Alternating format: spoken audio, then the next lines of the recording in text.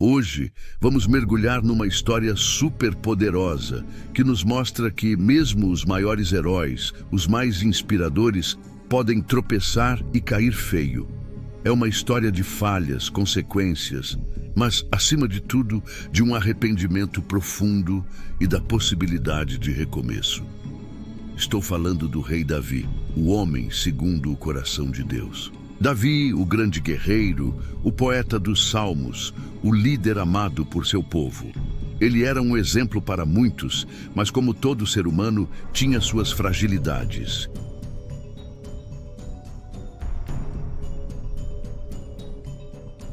Sabe, às vezes, é na ociosidade que abrimos as portas para tentações que nem imaginamos. E foi exatamente o que aconteceu. De seu terraço, num fim de tarde, Davi viu uma mulher, linda, deslumbrante. E ele ficou intrigado, mandou investigar. E então veio a informação. Essa é Batseba, esposa de Urias, o hitita, um dos seus soldados mais leais, que está lá lutando por você nas linhas de frente. Aquele deveria ter sido o alerta, a parada obrigatória.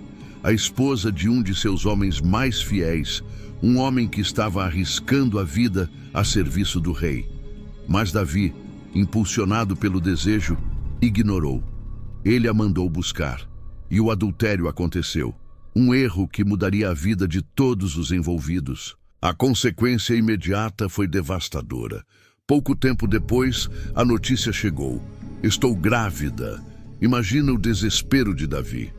O pecado, antes escondido, agora tinha uma prova viva, uma evidência que não podia ser ignorada. O que fazer? Davi então tentou encobrir. Chamou Urias da batalha, deu-lhe folga, esperando que ele fosse para casa e passasse a noite com a esposa. Assim, o filho poderia ser creditado a ele. Mas Urias, em sua lealdade inabalável, recusou-se a ir para sua casa enquanto seus companheiros e a Arca da Aliança estivessem em tendas. Ele dormiu na porta do palácio. A primeira tentativa de encobrir falhou. Davi não parou por aí. Num ato ainda mais sombrio, ele ordenou que Urias fosse colocado na linha de frente, no ponto mais perigoso da batalha, e depois que seus homens se retirassem, abandonando-o para a morte certa. E assim aconteceu. Urias, o leal soldado, foi assassinado a mando do próprio rei, tudo para esconder um pecado. É inacreditável como um erro pode nos levar a outros muito piores, não é mesmo? Mas Deus vê tudo, e ele enviou o profeta Natã para confrontar Davi. Natã, com muita sabedoria, não acusou Davi diretamente. Ele contou uma parábola. A história de um homem rico que tinha muitas ovelhas, mas roubou a única cordeirinha de um homem pobre para alimentar um viajante. Davi, indignado com a injustiça, prontamente julgou o homem rico, dizendo que ele merecia morrer. Foi então que Natã olhou Davi nos olhos e proferiu as palavras que ecoam até hoje. Tu és esse homem. O choque, a revelação. A queda de Davi foi terrível e o preço altíssimo, tanto para ele quanto para sua família e nação. O pecado sempre tem consequências, e Davi experimentou isso em plenitude. Sua vida foi marcada por tristezas e perdas após esses eventos. Mas aqui está a parte mais linda e poderosa dessa história, o Salmo 51. Nesse salmo, vemos o arrependimento genuíno de Davi. Ele não tentou justificar, não minimizou seu erro.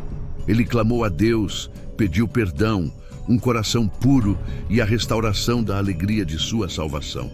Cria em mim, ó Deus, um coração puro e renova em mim um espírito reto. Essa é a prova de que, mesmo depois de erros tão grandes, a graça de Deus ainda está disponível. Ele nos oferece uma chance de arrependimento, de recomeço, de restauração. Não importa o que você tenha feito, o perdão está ao seu alcance.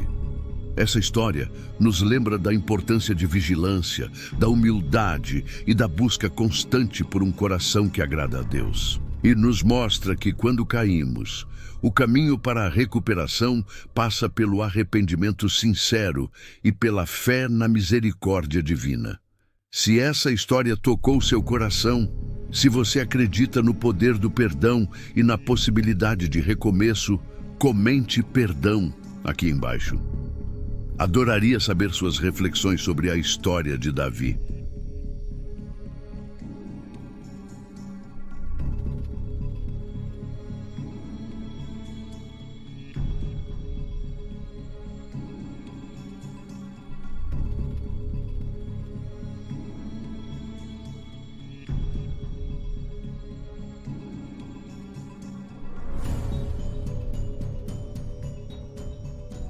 Essa história bíblica, que é simplesmente de tirar o fôlego, uma saga de lealdade tão intensa que parece saída de um filme de super-heróis. Preparem-se para conhecer os verdadeiros vingadores da Bíblia, os valentes de Davi.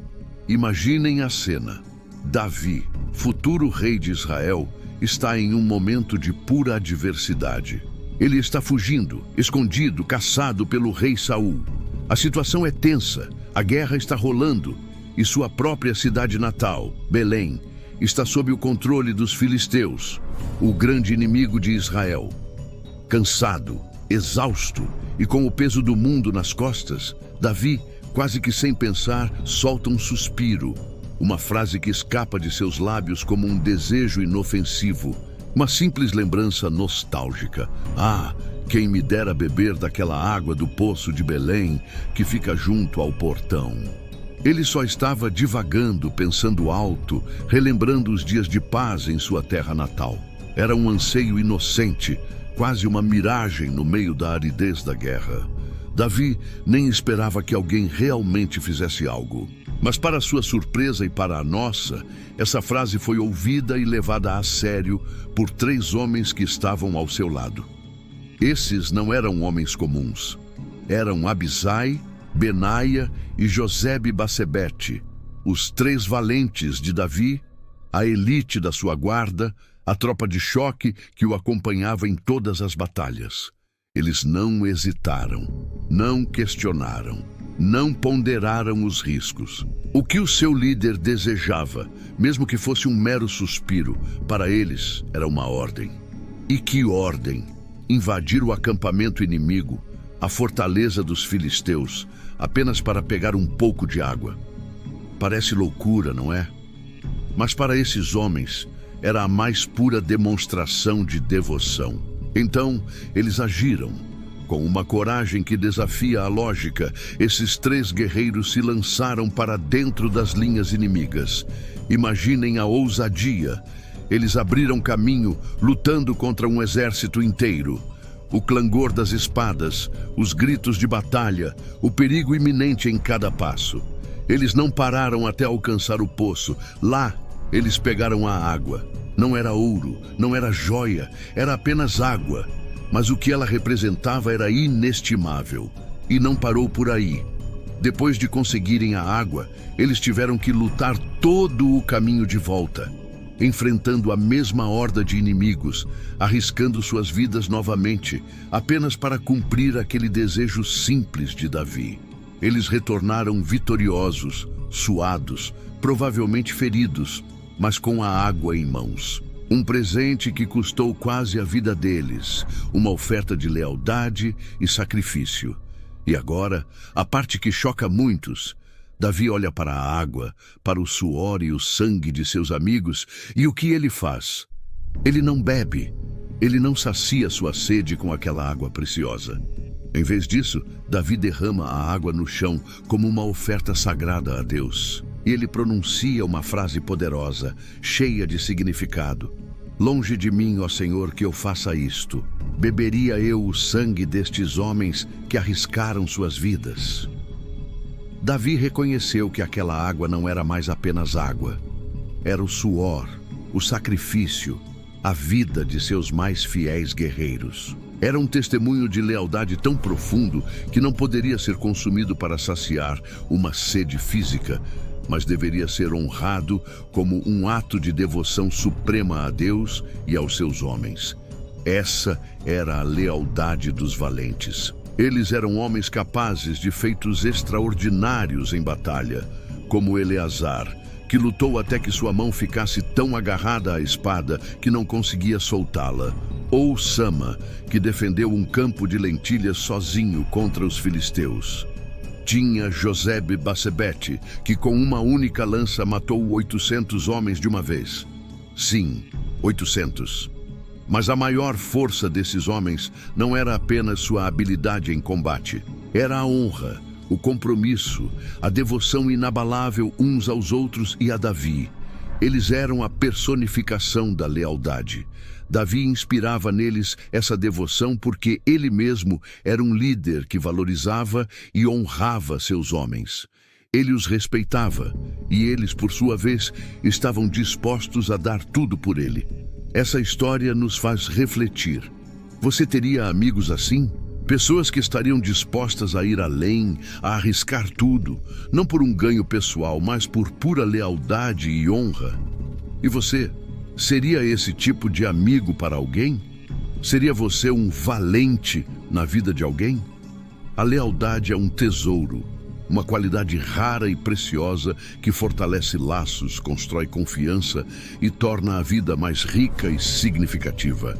É um pilar fundamental em qualquer relacionamento, seja ele de amizade, família ou trabalho. Se essa história te tocou, se você valoriza a lealdade e se inspira na coragem desses homens, eu quero saber. Comente lealdade aqui embaixo e me conte o que essa palavra significa para você.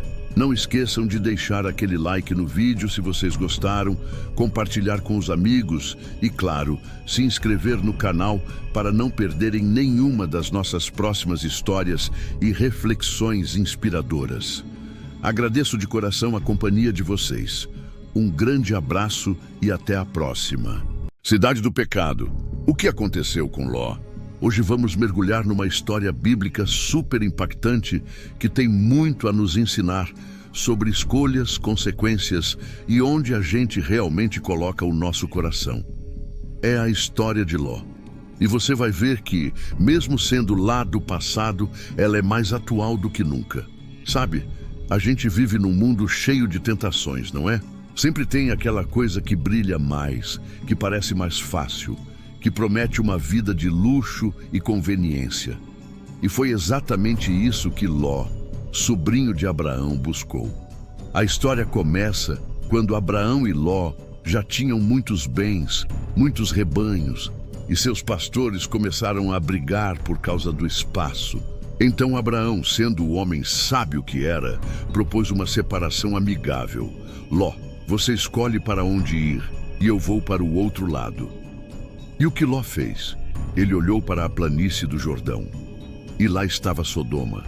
Uau, que visão! A Bíblia descreve a região como um jardim do Senhor, como a terra do Egito, super fértil, cheia de recursos. Parecia um paraíso na terra, um lugar onde a riqueza e o status eram abundantes. E Ló não pensou duas vezes. Ele fincou suas tendas por ali e logo se viu morando dentro da cidade. E não só isso, alcançando uma posição de destaque. O texto bíblico nos dá a entender que ele até ocupava um cargo importante no portão de Sodoma, o que na época era um sinal de grande prestígio e influência. Ele tinha tudo o que a sociedade da época valorizava: dinheiro, reconhecimento, uma vida aparentemente perfeita. Mas tem um detalhe crucial.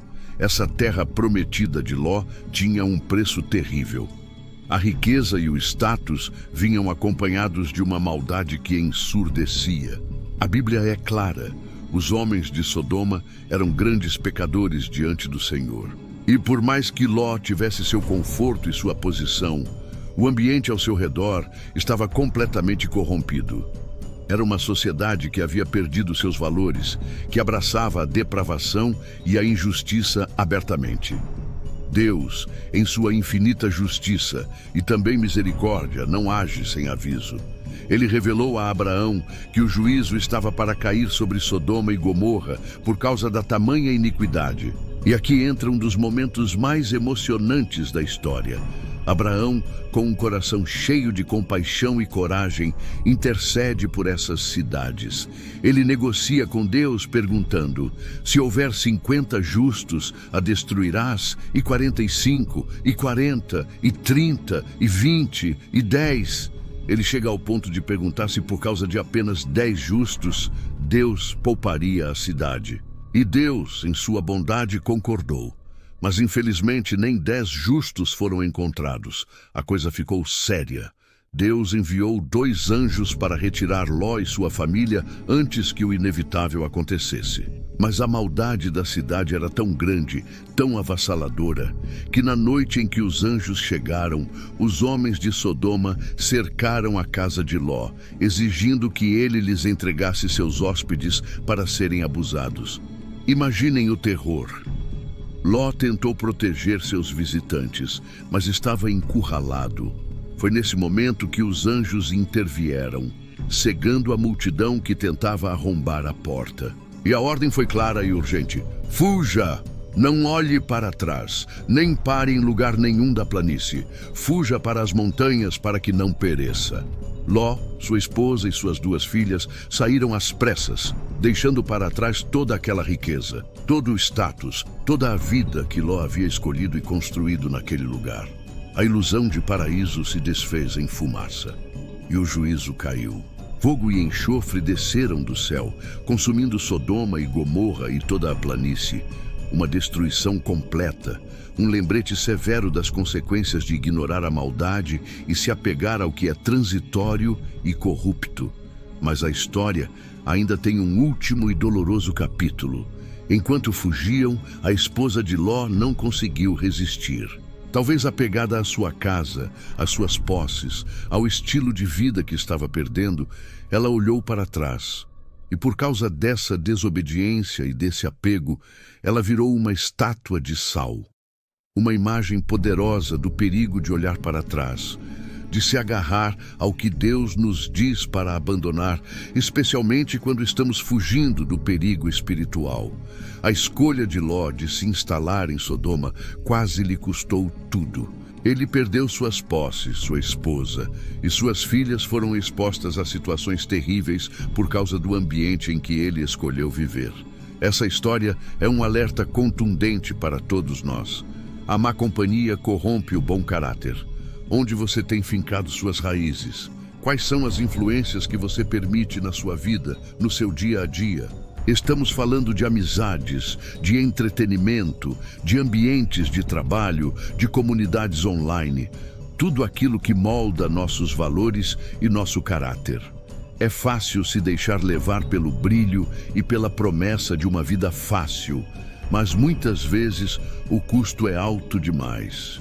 Pense bem, as pessoas ao seu redor te elevam ou te puxam para baixo. Os valores que você tem absorvido são saudáveis e te aproximam do que é bom ou te afastam.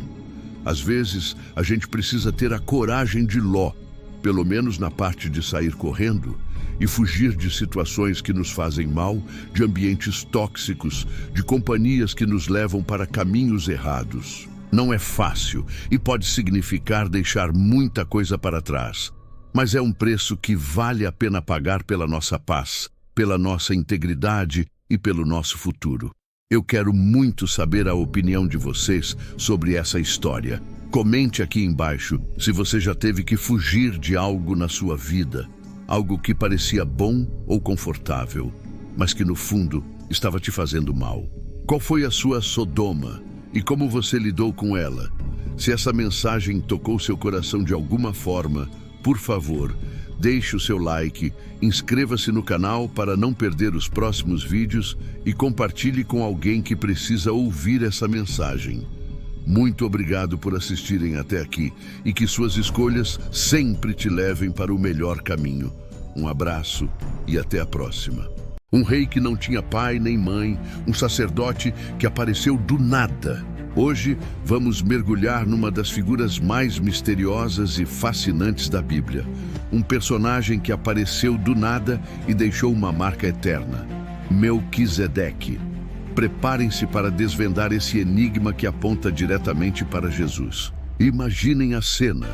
Abraão, nosso querido patriarca, tinha acabado de viver uma das experiências mais intensas da sua vida.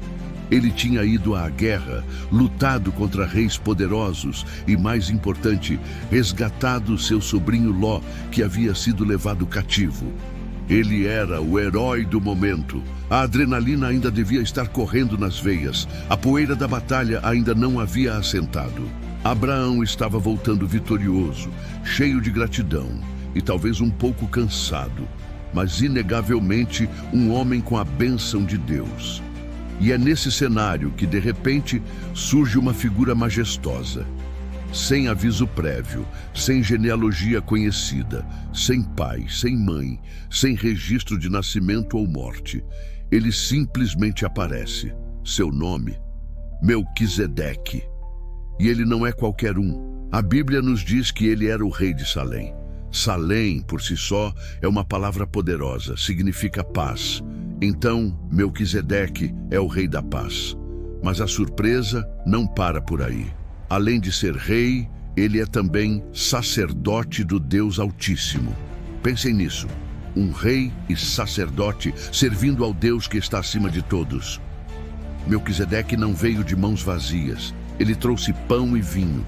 Esses elementos por si só já nos remetem a algo muito significativo, não é mesmo? Algo que seria repetido séculos depois, de uma forma ainda mais profunda, por outro rei e sacerdote. Mas não vamos pular etapas. Ao encontrar Abraão, Melquisedeque não hesita. Com uma autoridade inquestionável, ele abençoa o patriarca. Suas palavras ecoam com poder. Bendito seja Abrão pelo Deus Altíssimo, o Criador dos céus e da terra. Que reconhecimento poderoso! Abraão, que já tinha recebido promessas de Deus, agora recebe uma bênção de um sacerdote direto do Deus Altíssimo. E qual foi a resposta de Abraão a essa figura enigmática e abençoadora? Foi imediata e reveladora. Abraão reconheceu a autoridade superior desse homem. Sem questionar, sem hesitar, ele entregou a Melquisedeque o dízimo, a 10ª parte de tudo que havia conquistado. Esse ato de Abraão não foi apenas uma contribuição. Foi um reconhecimento profundo de que Melquisedeque estava em uma posição espiritual única, superior até mesmo à sua própria. Ele era o intermediário entre o Deus Altíssimo e Abraão. Mas por que essa história é tão importante para nós hoje? A beleza e a profundidade dessa figura se revelam plenamente séculos depois, no Novo Testamento. É na carta aos Hebreus que Melquisedeque é trazido de volta à tona e seu mistério começa a se desvendar, apontando para o maior sacerdote de todos, Jesus Cristo. A Bíblia nos revela que Jesus é um sacerdote segundo a ordem de Melquisedeque. Isso não é um detalhe pequeno. O sacerdócio de Arão e da tribo de Levi era conhecido e estabelecido por séculos, mas o de Jesus é descrito como sendo de uma ordem diferente, superior, eterna. Assim como a de Melquisedeque, o sacerdócio levítico tinha limites, exigia sacrifícios contínuos, e os sacerdotes morriam e eram substituídos. Mas o sacerdócio de Jesus, à semelhança de Melquisedeque, não tem começo nem fim. Melquisedeque, portanto, é muito mais do que um personagem secundário. Ele é um tipo, uma figura profética, uma sombra gloriosa de Jesus Cristo. Pensem nas semelhanças. Ele é rei de justiça e príncipe da paz. Jesus Cristo é o nosso rei justo e o príncipe da paz.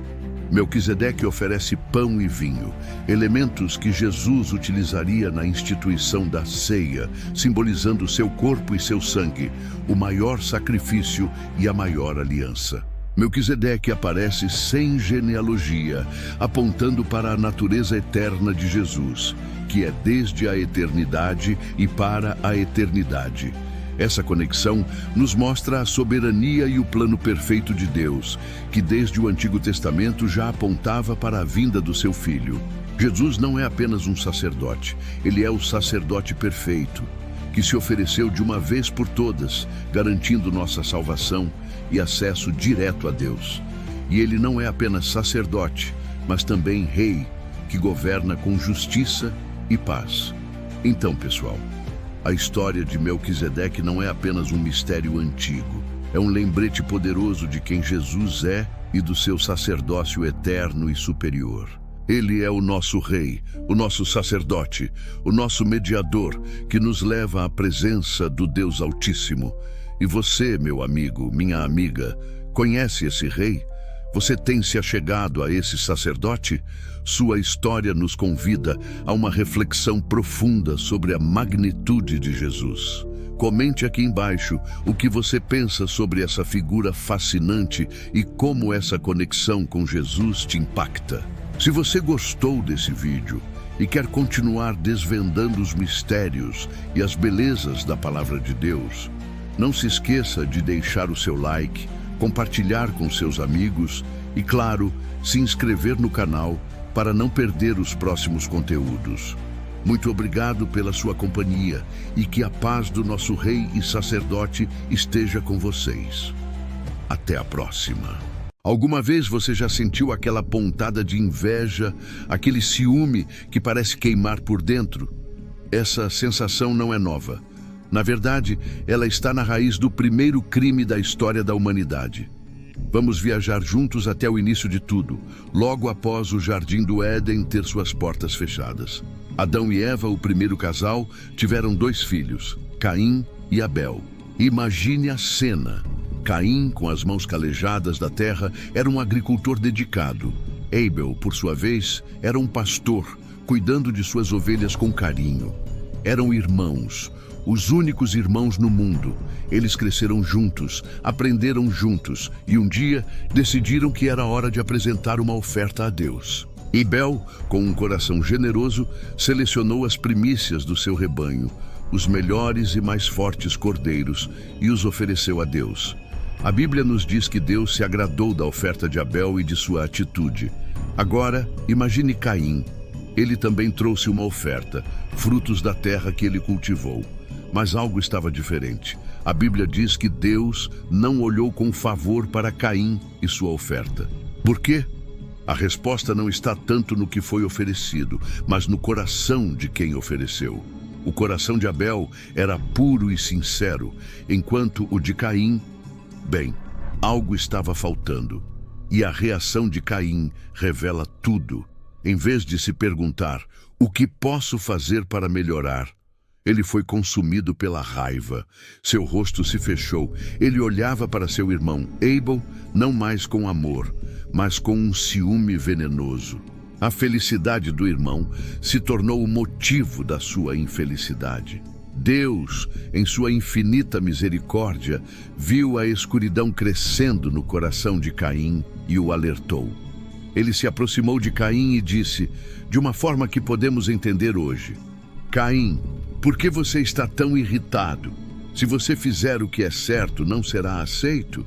Mas se não fizer, cuidado. O pecado está à porta, ele deseja dominá-lo, mas você deve governá-lo. Pense nisso. Deus deu a Caim uma chance, um aviso claro. Ele mostrou o perigo e também o caminho para vencê-lo. Domine esse sentimento, não deixe ele te controlar. Mas Caim não ouviu. A semente da inveja já tinha criado raízes profundas, e agora ela daria seu fruto mais amargo. Ele escondeu seus sentimentos, fingiu que estava tudo bem e, de forma calculada, disse a Abel: vamos ao campo. Abel, inocente e sem suspeitar de nada, foi com seu irmão. E lá, longe de qualquer testemunha, no silêncio do campo, a raiva de Caim explodiu. Aquele que deveria ser o protetor de seu irmão se tornou seu assassino. Com um ato de violência brutal, Caim tirou a vida de Abel. O primeiro assassinato, irmão contra irmão. O silêncio que se seguiu deve ter sido ensurdecedor, mas não para Deus. A voz do Senhor ecoou, não com um trovão, mas com uma pergunta simples e penetrante. Caim, onde está Abel, seu irmão? Veja a oportunidade que Deus dá a Caim, a chance de confessar, de se arrepender. Mas o pecado leva a mais pecado. A raiva levou ao assassinato e o assassinato levou à mentira. A resposta de Caim se tornou infame ao longo da história. Eu não sei. Por acaso sou eu o guarda do meu irmão? Que resposta terrível. Sim, Caim, você era o guarda do seu irmão. Todos nós somos, de certa forma, guardas uns dos outros, responsáveis por cuidar e proteger. Mas Deus já sabia. Ele disse: o que você fez? Ouça, o sangue do seu irmão clama a mim desde a terra. O crime não ficaria escondido. O próprio solo que bebeu o sangue inocente de Abel se tornou uma testemunha contra Caim. A consequência foi imediata e severa. Caim foi amaldiçoado, condenado a ser um fugitivo errante pela terra. A mesma terra que ele cultivava agora lhe negaria seus frutos. Aquele que se recusou a ser o guarda de seu irmão foi condenado a vagar sozinho, para sempre marcado por seu crime. Essa história, tão antiga, é um espelho para as nossas próprias vidas. Ela nos mostra de forma crua e direta como uma pequena semente de inveja, se não for arrancada, pode crescer e se transformar num monstro que destrói tudo ao redor, inclusive a nós mesmos. Começa com um simples pensamento, um descontentamento com o sucesso do outro e pode terminar em tragédia. A lição de Gênesis 4 é um alerta eterno. Vigie seu coração. O pecado está sempre à porta, esperando uma oportunidade para entrar e dominar. Mas, como Deus disse a Caim, nós temos a capacidade de governá-lo. Escolha o amor em vez da inveja. Escolha a celebração em vez do ciúme. Escolha ser o guarda do seu irmão. Se esta reflexão tocou seu coração, por favor, curta este vídeo e compartilhe com alguém que precise ouvir essa mensagem. E não se esqueça de se inscrever no canal para mais histórias da Bíblia que transformam nossa maneira de ver o mundo. Obrigado por assistir e até a próxima.